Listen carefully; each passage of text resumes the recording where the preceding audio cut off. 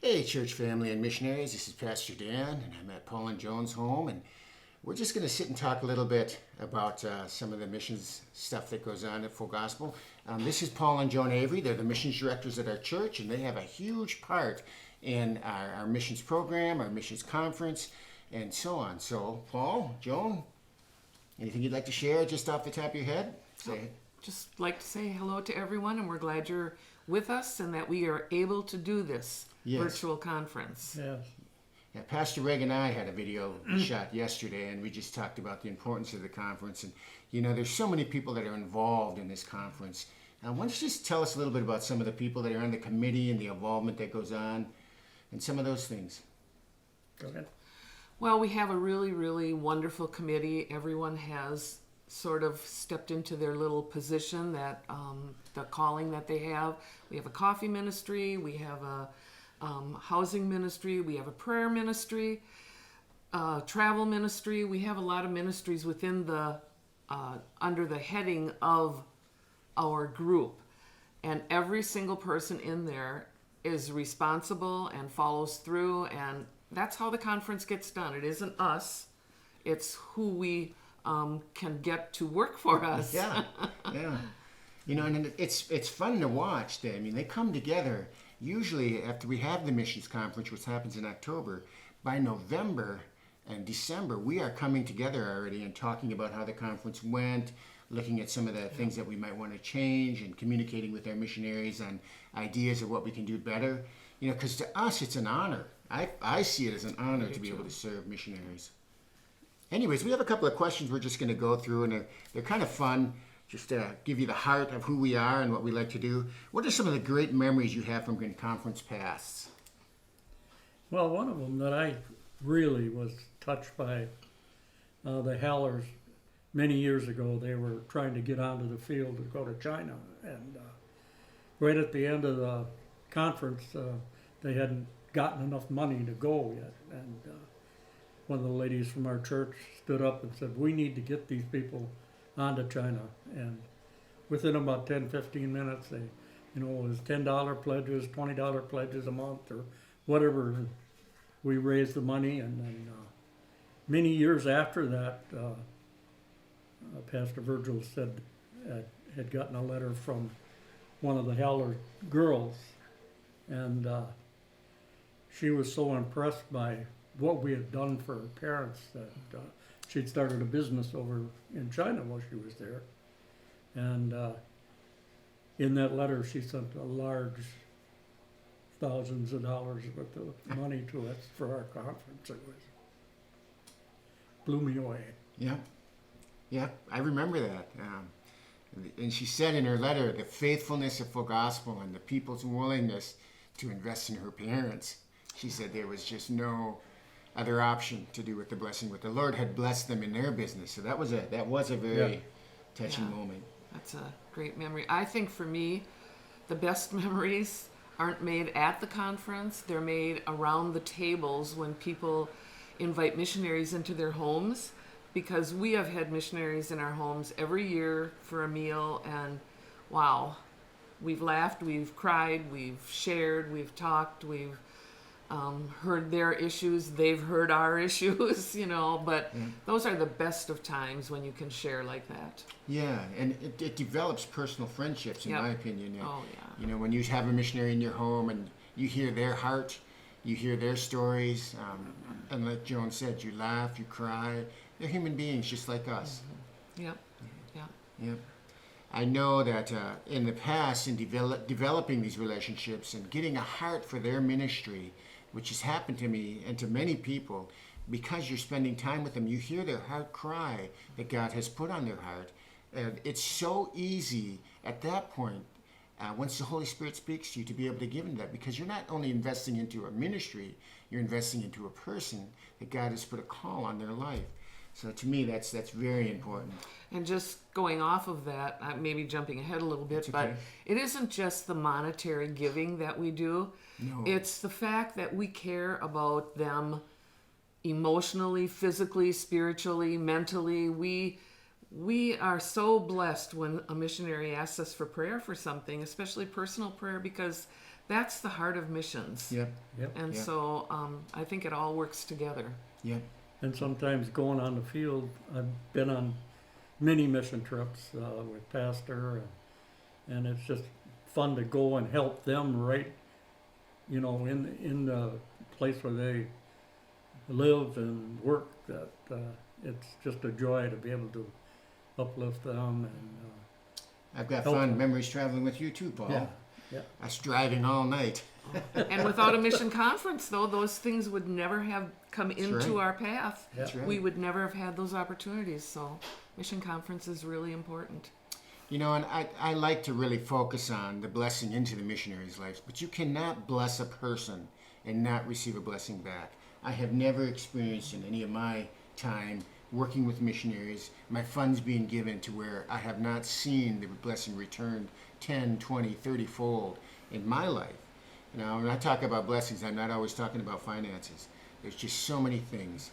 You know, and I think another important thing to mention about the Shell Lake Full Gospel Missions Conference is our heart truly is relationships.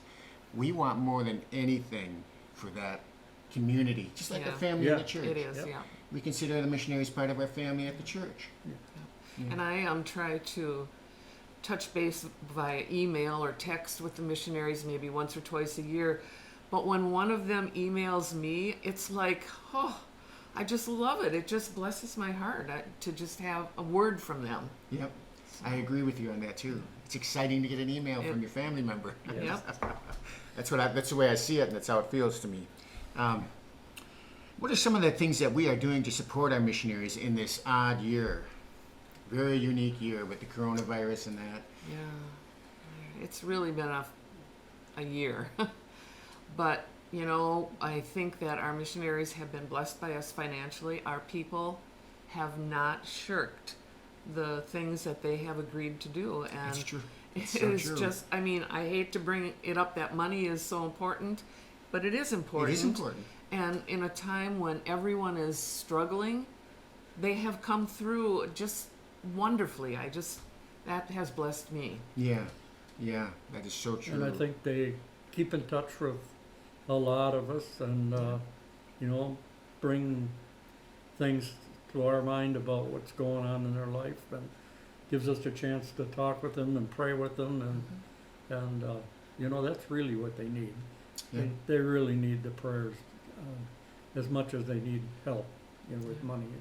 Because they're no different than we are. That's right. We know how we are struggling through all of this corona thing with loneliness sometimes, sometimes struggling financially, sometimes just with family, not being able to see them. They're struggling with the same issues. So Yeah. we want to be able to minister to them as much as we can in those areas. Yeah. And just to touch on that, I kind of mentioned in the video that Pastor Reg and I did the other day that, the missionaries, a lot of them are very frustrated because of this coronavirus. They're either trapped in the U.S. or they're trapped in the country of where their ministry is. And what they need is encouragement. If you personally have got contacts with missionaries, send them a letter, send them a little nugget, edify them in some way, build them up and encourage them. And what's really cool is that you send them your prayer requests. Nothing draws us together like being able to share our needs in the sense of prayer and all of that. That's something that you can really do to help support our missionaries. I agree with that. Yeah. Yeah. They don't just come to us to take, they come to us to give. So it's just to recognize that. Yeah. Yeah, just going on a little bit to the next one, Dan. One of the things I thought about is I wonder if a lot of people realize what our procedure, sort of, just a quick rundown of how we take on missionaries, because we have a lot of missionaries who are applying and want to be part of our home mission, and we really require them to spend at least 3 years with us at conferences and apply by application, letting us know where they are, what they stand for, who they're accountable to. We do not take on a missionary lightly. We very carefully and prayerfully look over all of these things so our people know, or anyone else who donates to our conference knows that this is going to a good cause, what they right. donate. The prayers they send out are going to good, faithful people. And I think that is really important. And also the missionaries know that they do not lightly get accepted, that they really have to be strong in their ministry, strong in their faithfulness and to the call that God has given them. Yeah. So I just think that's important for people to know that we are accountable to God, and so we are also accountable to legal authorities, and we keep all of our ducks in a row at the Yes. church. Yes, we do. And so no one ever has to worry when they donate to our missionaries. Yeah. And and just to touch on the other side of that coin, Joan touched on what our responsibilities are. We also want the missionaries to understand that we want you to gel with us. If you're going to come and become a member, we don't want it to be something that is just another thing you have to check off your list. So in that same sense, we're accountable to you, you're accountable to us. I've told people that are applying, check us out for 3 years. See if this is the connection you want. This might not be the connection you want. It may not be where God is leading you right now. That's right. So I think that's just a great accountability both ways for it us is. in connecting with missionaries and bringing on new home missionaries. Yeah. Yeah, We love missionaries. we do. We love missionaries at our church. I don't think there's anyone there who would argue with that point. And so No. we're excited for what's going to happen this week. I consider it an incredible honor that we are in this position. I really do. I believe that God has opened a door to us to be able to receive blessings. And honestly, our church is a blessed church because of the missions conference. Yeah. What do you want to make sure our our listeners know about our missionaries? Is there anything you'd like to share there? I think that they need to know that we're accountable, both ways, like Dan was saying. And I think it's real important that that our people that come to our conference know how we stand behind these missionaries and the trust we have amongst ourselves and our great staff that we have that's really really I think important. that is important, that they know that as a church, we're not just doing this. Right. We're doing it because we love them and because they have proven to us and we have proven to them that it's a working situation. Yeah. One thing I'd like the listeners to know is that this is a prayerful and sought after conference. The board, the committee, they spend time in prayer. Matter of fact, when we had to make the decision of canceling this year's in-person conference, we took 4 days, and I asked the board members, pray, do whatever you need to do, fast, pray, whatever it takes, but let's have a clear answer at the end of this week. And so these things are not taken lightly. It's an honor to be used by God, but it says to whom much is given, much is required. And we take it very seriously. Funds going out, funds coming in, all those areas. We want to make sure that we're glorifying God in everything we do. Yeah, I agree. I'm really glad we're able to do a virtual conference this year because I know there's a lot of people in our church that save all year long for the conference, and they want to give and help the missionaries on the field, and this is going to be a great time when they be able to still donate and Touch hearts. help the missionaries on the field, especially those that are stuck in countries and can't come home, they can't be around their families, and some of them have lost members of their families. They can't come to funerals, they can't get out, and it's it's a tough situation for them, and it's just good that we can help them this way. Yeah. Well, in closing, I just want to touch a few things here real quickly. There's many ways for you to give at ShellLakeFullGospelMissions.com. That's one way you can go to that website.